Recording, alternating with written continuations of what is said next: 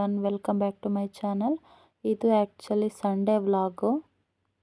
Sunday ಅಲ್ವಾ, ಸ್ವಲ್ಪ ಬೇಜಾರು ಕೂಡ ಆಗ್ತಾಯಿತ್ತು. ಅದ್ರ ಜೊತೆಗೆ ನಮ್ಮ ಮಕ್ಕಳು ಕೂಡ ಆಚೆ ಕಡೆ ಕರ್ಕೊಂಡೋಗಿ ಅಂತ ಹೇಳಿ ಹಠ ಮಾಡ್ತಾಯಿದ್ರು. ಹಾಗಾಗಿ ಸ್ವಲ್ಪ ಹೊತ್ತು ಪಾರ್ಕಲ್ಲಿ ಕರ್ಕೊಂಡೋಗಿ ಟೈಮ್ ಪಾಸ್ ಮಾಡಿಕೊಂಡು ಅವ್ರಿಗೆ ಆಟ ಆಡಿಸ್ಕೊಂಡು ಬರೋಣ ಅಂತ ಹೇಳಿ ಅಂದ್ಕೊಂಡು ಪಾರ್ಕಿಗೆ ಕರ್ಕೊಂಡೋಗಿದ್ವಿ. ಪಾರ್ಕಲ್ಲಿ ತುಂಬಾ ಜನ ಇದ್ದರು. ಅದ್ರ ಜೊತೆಗೆ ನನ್ನ ಮಗಳು ಕೂಡ ತುಂಬಾ ಎಂಜಾಯ್ ಮಾಡಿದ್ಲು. ಯಾಕಂತಂದರೆ ಅವಳಿಗೂ ಒಬ್ಬಳೇ ಇದ್ದು ಬೇಜಾರಾಗಿತ್ತು. ಹಾಗಾಗಿ ಮಕ್ಕಳನ್ನೆಲ್ಲ ನೋಡಿಕೊಂಡು ಖುಷಿಯಾಗಿ ಆಟ ಆಡ್ತಾಯಿದ್ಲು. ಎಲ್ಲ ಆಟನೂ ಕೂಡ ಆಡಿಸ್ಕೊಂಡು 1 ಅವರು ಅಲ್ಲೇ ಪಾರ್ಕಲ್ಲಿ ಟೈಮ್ ಪಾಸ್ ಮಾಡಿಕೊಂಡು ಚರ್ಮುರಿ ಎಲ್ಲ ತಿಂದ್ಕೊಂಡು ಆಮೇಲೆ ಮನೆ ಕಡೆ ಬಂದ್ವಿ. ನೋಡ್ತಾ ಇದ್ದೀರಲ್ವ ಎಷ್ಟು ಚೆನ್ನಾಗಿ ಆಟ ಆಡ್ತಾ ಇದ್ದಾಳೆ ಅಂತ ಹೇಳಿ. ಅವಳಿಗಂತೂ ತುಂಬಾ ಖುಷಿ ಆಯಿತು. ಇನ್ನು ಚಿಕ್ಕವಳಲ್ವ, ಒಬ್ಳಿಗೇನೆ ಆಟ ಆಡೋಕೆ ಬರ್ತಾ ಇರಲಿಲ್ಲ. ಹಾಗಾಗಿ ನಾನು ಕೂಡ ಆಟ ಆಡಿಸ್ತಾ ಇದ್ದೆ. ಇಲ್ಲೂ ಕೂಡ ಹತ್ಸಿದೆ 1 ರೌಂಡು. ಅವಳಿಗೆ ತಲೆ ತಿರುಗುತ್ತೇನೋ ಅಂತ ಅಂದ್ಕೊಂಡಿದ್ದೆ, ಬಟ್ ಅವಳೇನು ಭಯ ಮಾಡ್ಕೊಳ್ಲಿಲ್ಲ. ಆಟ ಆಡ್ತಾ ಇದ್ಲು ಮಕ್ಕಳ ಜೊತೆ. ನನಗೂ ತುಂಬ ಖುಷಿ ಆಯಿತು. ಜಾರಬಂಡಿ, ಉಯ್ಯಾಲೆ ಎಲ್ಲವನ್ನು ಆಟ ಆಡಿಸ್ಕೊಂಡು ಕರ್ಕೊಂಡು ಬಂದೆ. ಮತ್ತೆ ಕೇಳ್ತಾ ಇರ್ತಾಳೆ ಕರ್ಕೊಂಡು ಹೋಗು ಅಂತ ಹೇಳಿ. ಅದಾದಮೇಲೆ ಉಯ್ಯಾಲೆನೂ ಕೂಡ ಆಟ ಆಡಿಸಿದೆ. ತುಂಬ ಖುಷಿಪಟ್ಲು. ನನಗೂ ಕೂಡ ಯಾಕೋ ಕೂತ್ಕೋಬೇಕು ಅಂತ ಆಸೆ ಆಯಿತು ಉಯ್ಯಾಲೆ ಮೇಲೆ ಕೂತ್ಕೊಂಡು ಅವಳನ್ನು ಆಟ ಆಡಿಸಿ ನಾನು ಸ್ವಲ್ಪ ಹೊತ್ತು ಆಟ ಆಡಿಕೊಂಡು ಬಂದ್ವಿ. ಸಖತ್ ಎಂಜಾಯ್ಮೆಂಟ್ ಇತ್ತು, ಫನ್ನಿಯಾಗಿತ್ತು. ಅಲ್ಲಿರೋ ಆಂಟಿಯರೆಲ್ಲ ನೀವು ಕೂತ್ಕೊಳ್ಳಿ ಅಂತ ಹೇಳ್ಬಿಟ್ಟು ಅವರೇ ತಳ್ಳಿ ಬಿಟ್ಟಿದ್ರು. ನನಗೆ ಸ್ವಲ್ಪ ಭಯ ಆಗೋಯಿತು. ಯಾಕಂದರೆ ಎಷ್ಟೊಂದು ದಿನ ಆಗಿತ್ತು ಅಲ್ವಾ ಉಯ್ಯಾಲೆ ಮೇಲೆ ಕೂರ್ದೇನೆ. ಹಾಗಾಗಿ ಸ್ಪೀಡಾಗಿ ತಳ್ಳಿದ ತಕ್ಷಣ ನನಗೆ ಸ್ವಲ್ಪ ಭಯ ಆಗೋಯಿತು. ನಾನೇ ನಿಲ್ಲಿಸಿ ಅಂತ ಹೇಳಿದೆ. ಅದಾದಮೇಲೆ ನಿಲ್ಲಿಸಿದ್ರು. ಚಿಕ್ಕ ಮಕ್ಕಳೆಲ್ಲ ಆಟ ಆಡ್ತಾಯಿದ್ರು ಅಲ್ವಾ, ಹಾಗಾಗಿ ಪರವಾಗಿಲ್ಲ ಅಂತ ಅಂದ್ಕೊಂಡು ಬಂದ್ವಿ. ಅದ್ರ ಜೊತೆಗೆ ಎಲ್ಲರೂ ನಮ್ಮನ್ನೇ ನೋಡ್ತಾಯಿದ್ರು, ಇವರೇನು ಚಿಕ್ಕ ಮಕ್ಕಳ ಥರ ಉಯ್ಯಾಲೆ ಆಡ್ತಾ ಇದ್ದಾರೆ ಅಂತ ಹೇಳಿ. ಸ್ವಲ್ಪ ಅನ್ಈಸಿ ಫೀಲ್ ಆಗ್ತಾಯಿತ್ತು. ಆದ್ರೂ ಕೂಡ ಆಟ ಆಡಿಕೊಂಡು ಬಂದ್ವಿ. ನಾವೂ ಕೂಡ ಫಸ್ಟ್ ಟೈಮ್ ಹೋಗಿದ್ದು ಪಾರ್ಕಿಗೆ ಮಕ್ಕಳನ್ನ ಕರ್ಕೊಂಡು. ಹಾಗಾಗಿ ಸ್ವಲ್ಪ ಎಂಜಾಯ್ಮೆಂಟ್ ಮಾಡಿಕೊಂಡು ಅದಾದಮೇಲೆ ಬಂದ್ವಿ.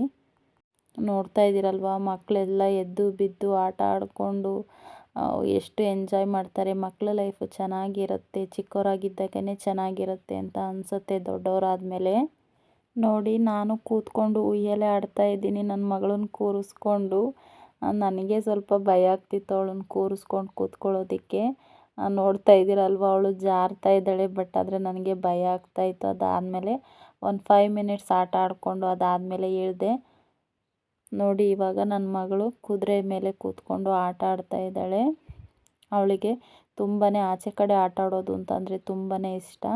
ಅವಳ ಜೊತೆಗೇ ನನ್ನ ತಂಗಿ ಪಾಪನೂ ಕೂಡ ಆಟ ಆಡಿಸೋಣ ಅಂತ ಹೇಳಿ ಅವಳನ್ನು ಕೂರಿಸಿದ್ವಿ. ಯಾಕಂದರೆ ಅವಳು ಜಾರಬಂಡಿ ಎಲ್ಲ ಆಟ ಆಡಲ್ಲ ಅಲ್ವಾ, ಉಯ್ಯಾಲೆನೂ ಕೂಡ ಆಟ ಆಡಲ್ಲ. ಇನ್ನು ಚಿಕ್ಕವಳು 1.5 ಇಯರ್ ಅವಳಿಗೆ. ಹಾಗಾಗಿ ಇದ್ರ ಮೇಲೆ ಸ್ವಲ್ಪ ಹೊತ್ತು ಆಟ ಆಡಿಸೋಣ ಅಂತ ಹೇಳಿ ಅದ್ರ ಮೇಲೆ ಸ್ಪೇಸ್ ಆಗ್ತಾ ಇರಲಿಲ್ಲ. ಹಾಗಾದ್ರೂ ಕೂಡ ಸ್ವಲ್ಪ ಅಡ್ಜಸ್ಟ್ ಮಾಡಿ ಕೂರಿಸ್ಬಿಟ್ಟು ಆಟ ಆಡಿಸ್ತಾ ಇದ್ದೆ.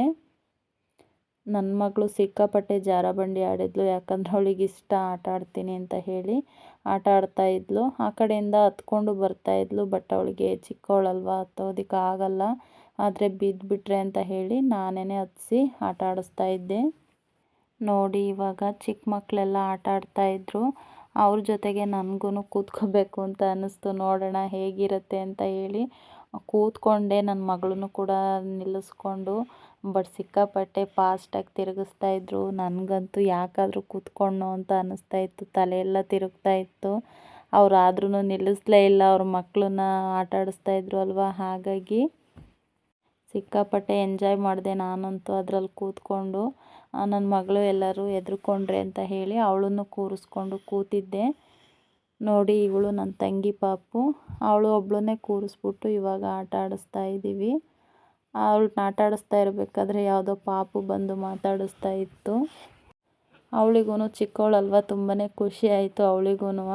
ಅವಳು ಕೂಡ ಚೆನ್ನಾಗಿ ಆಟ ಆಡಿದ್ಲು. ಇವರಿಬ್ರೂ ಆಟ ಆಡಿಸ್ಕೊಂಡು ಅದಾದಮೇಲೆ ಚರ್ಮುರಿ ಎಲ್ಲ ತಿಂದ್ಕೊಂಡು 1 ರೌಂಡ್ ಅಡ್ಡಾಡಿಕೊಂಡು ಬಂದ್ವಿ. ಮಕ್ಕಳಿಗೆ ಆಟ ಆಡಿಸಿದ್ದೆಲ್ಲ ಆಯಿತು. ಅದಾದಮೇಲೆ 6:30 ಆಯಿತು ಸಂಜೆ. ಹಾಗಾಗಿ ಇನ್ನೇನು ಕತ್ಲಾಯಿತು, ಹೋಗೋಣ ಮನೆಗೆ ಅಂತ ಹೇಳಿ ಅಂದ್ಕೊಂಡು ಹೊರಟ್ವಿ ಮನೆಗೆ. ಮಕ್ಕಳಂತೂ ಇನ್ನೂ ಸ್ವಲ್ಪ ಹೊತ್ತು ಆಟ ಆಡೋಣ ಅಂತ ಹೇಳಿ ಹಠ ಮಾಡ್ತಾಯಿದ್ರು. ಅವ್ರನ್ನ ಮ್ಯಾನೇಜ್ ಮಾಡ್ಕೊಂಡು ಕರ್ಕೊಂಬಂದ್ವಿ ಹೇಗೋ. ಅದಾದಮೇಲೆ ಸ್ವಲ್ಪ ಶಾಪಿಂಗ್ ಮಾಡೋದಿತ್ತು, ಅದೆಲ್ಲ ಮಾಡಿಕೊಂಡು ಮನೆಗೆ ಬಂದ್ವಿ.